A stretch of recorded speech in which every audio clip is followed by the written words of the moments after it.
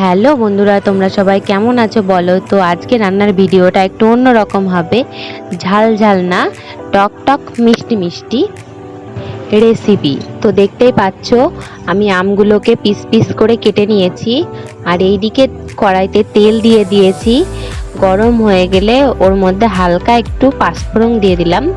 তো এরপর কেটে রাখা আমগুলো সব আমি একে একে কড়াইয়ের উপর দিয়ে দিচ্ছি। দেখতে পাচ্ছ আমার আমগুলো প্রায় দেওয়াই হয়ে গেছে। তো তোমরা কে কে আমের চাটনি খেতে পছন্দ করো একটু জানিও। আমার তো আমের চাটনি খেতে খুব সুন্দর লাগে। সবাই তো আমের খোসা ছাড়িয়েই চাটনি করে, আমি আজকে একটু অন্য রকম করে করছি। খোসাটা আমের ছাড়াইনি, তোমরা দেখতেই পাচ্ছ। আমের মধ্যে হালকা একটু লবণ দিয়ে দিলাম আর হালকা পরিমাণে একটু হলুদ দিয়ে দিলাম, তাহলে কালারটা একটু সুন্দর আসবে। আর লবণ দিলে একটু মিষ্টি ভাবটা আসে। তো আমি দেখতে পাচ্ছ একটু নাড়াচাড়া করে নিলাম।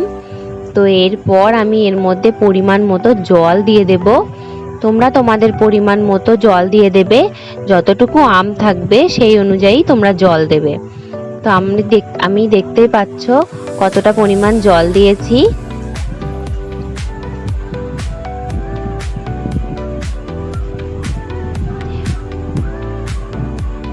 আমগুলো হালকা ডুবে যাবে সেইভাবে জলটা দিলে, যেহেতু আমের চাটনিটা ফুটবে ওই জন্য জলটা একটু দিয়ে দিলাম। এবার নাড়াচাড়া করে নিচ্ছি। তোমরা তোমাদের পরিমাণ মতো জলটা দিও।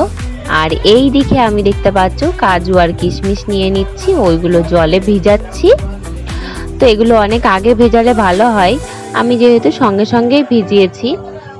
আর এই দিকে আমের মধ্যে চিনি দিয়ে দিলাম, পরিমাণ মতো চিনি দিয়ে দিয়েছি। যে যেরকম চিনি খেতে পছন্দ করো তোমরা সেরকম চিনি দেবে। তো আমি কাজু আর কিশমিশগুলো দিয়ে দিচ্ছি। কাজু বাদামগুলো আমি মাঝখান থেকে চিড়ে চিড়ে নিয়েছিলাম, সেইগুলো সব দিয়ে দিচ্ছি একে একে।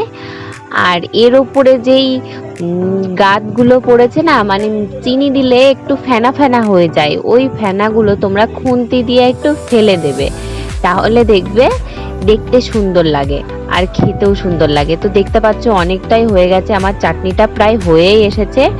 আমি এবার চাটনিটা নামিয়ে নেব। তো দেখতে পাচ্ছ আমার চাটনিটা পুরো রেডি হয়ে গেছে। আর আমি এর মধ্যে গুঁড়ো করা মশলা দিয়ে দিয়েছি।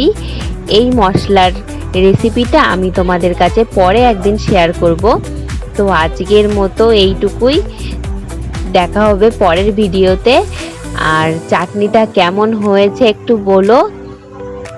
কালারটা কিন্তু দারুণ এসেছে, তোমরা দেখতেই পাচ্ছ।